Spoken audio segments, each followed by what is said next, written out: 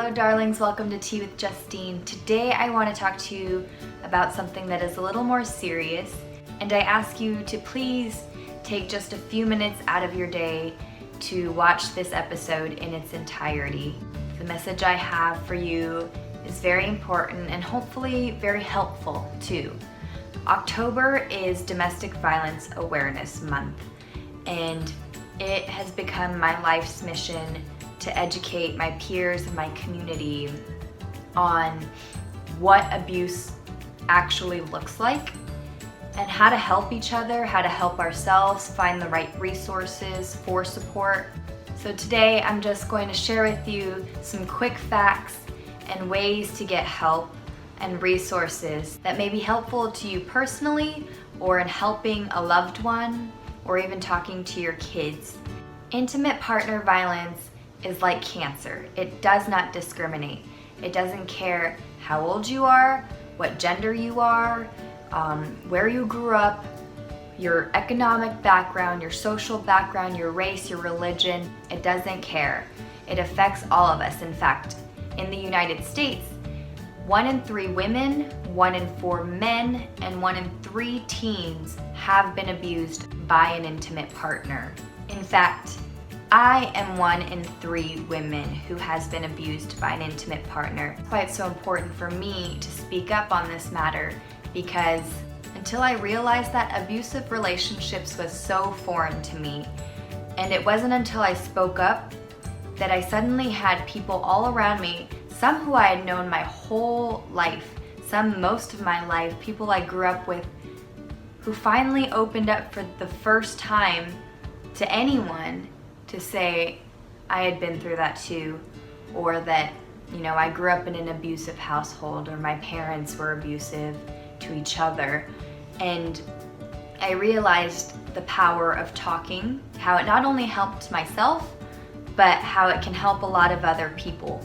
Because through healing and through dealing with my trauma, I learned what abuse looks like. People often think of intimate partner violence is physical abuse. But let me tell you that abuse often starts long before physical abuse even begins. Really, what abusive relationships are is a cycle of power and control.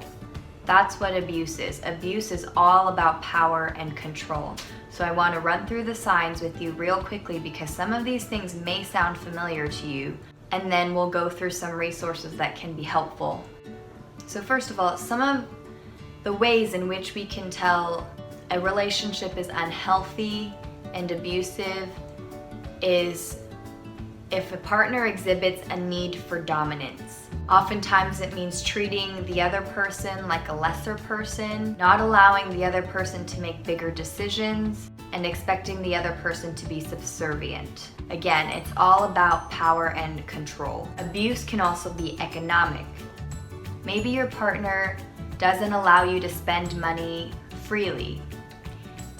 There's economic responsibility and then there's economic control. So it's very important to understand and realize the difference.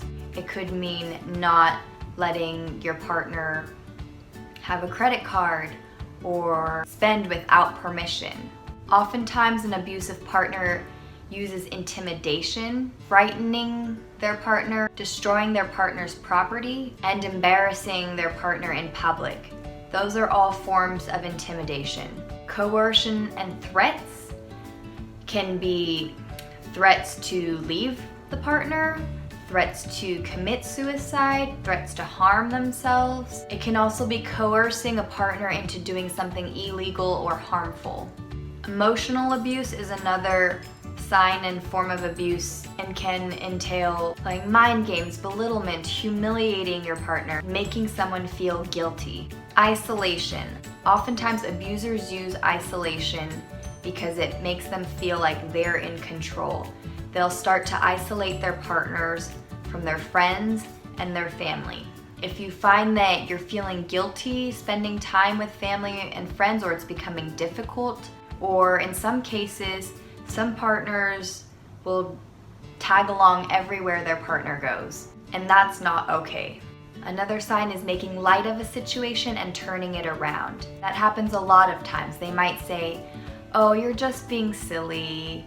Don't worry, I didn't mean it." But abuse is abuse, and there's no excuse for it, and you cannot make light of it or turn it around. If there are children involved, an abusive partner may use the children, whether that's threatening to take the children away or using them as a buffer. And of course, there's also sexual abuse. Even if you're in an intimate relationship, sexual abuse can happen. Just because you are already having relations with your partner, or even if you're married, rape is still rape and no means no. So these are all signs. I can tell you personally, once I went through therapy, that I started to realize that I was long sucked into the cycle of abuse before it got physical. Every one of these signs was there. Physical abuse leaves bruises, it leaves bumps, broken bones, fractures. But let me tell you, emotional, mental, and verbal abuse can be just as harmful and traumatic, if not even worse sometimes.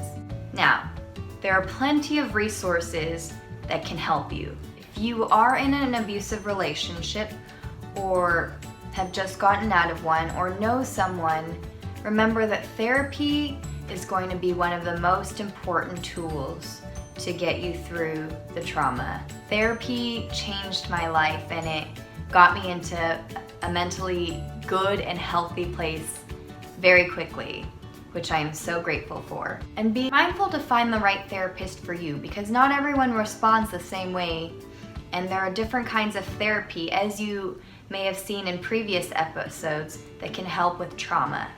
So just make sure you find the right fit.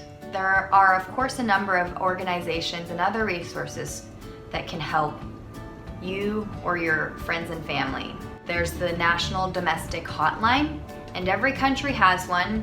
So I'm going to speak to the US one, but if you're in another country, you can look up your domestic violence hotline. In the United States, the hotline.org is the National Domestic Violence Hotline website, and they have 24/7 chat and help. There are also tons of resources there that can help you if you're not sure if you're in an abusive relationship, resources to help you understand the signs and what is a healthy and unhealthy relationship. The National Domestic Hotline number in the United States is 1-800-799-SAFE.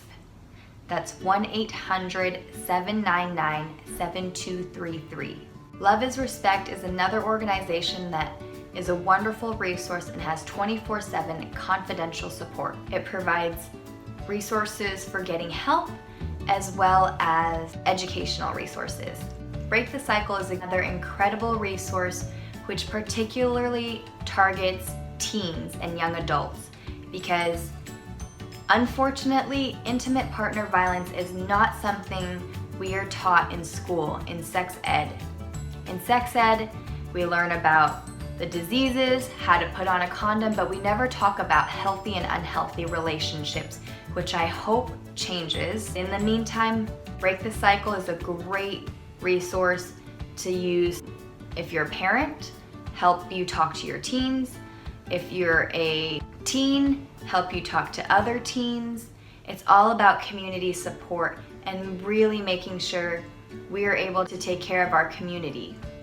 The Joyful Heart Foundation has programs for healing, advocacy, and education. Corporate Alliance to End Partner Violence is an organization that particularly helps corporations to learn how to address intimate partner violence when it enters their world, because it will. If you notice an employee is missing a lot of work, shifting their hours, and maybe a particular employee is a very bubbly and outgoing personality and suddenly isn't, those are signs to be aware of. The Corporate Alliance to End Partner Violence helps you address those things, as well as helps you address the issue of an employee being an abusive partner. And if you want to read up on statistics, the National Coalition Against Domestic Violence has all the information you need. Healthy relationships means healthy communication, trust, mutual respect, setting boundaries, and equality on all levels. Also remember that just because a child is not physically harmed, the trauma and the violence and abuse that the child witnesses, even if they're 2 years old, and I can attest to this, that trauma can affect the child in his or her adult years. So it is important that if you have children in an abusive household, know that they too are harmed by the abuse, even if you think that they're too young to know or that they're physically okay. All of these resources provide great advice and great ways to help support each other and ways to help survivors. And if you're just sitting in the next room and totally silent, your support means everything and can change someone's life. So don't think that there's nothing you can do. I want to thank you for watching this video all the way through, because it's so important for us to be able to look out for ourselves and look out for each other. The law is imperfect and we still have a ways to go in changing how a large part of society still views intimate partner violence. But the more we talk about it, the more we realize how close to home this issue already is, and that it's sometimes right under our noses without us realizing it. It is a global epidemic that permeates every community. I truly hope that one day we can end this. If you find yourself in an abusive relationship, know that it is imperative that you get out. Safely, but get out. There are tons of resources that can help you get out, and keep in mind that the most dangerous time for a person in an abusive relationship is when that person is leaving that relationship. However, know that you are not alone, and that trauma, while I don't believe ever goes away, it can actually empower us.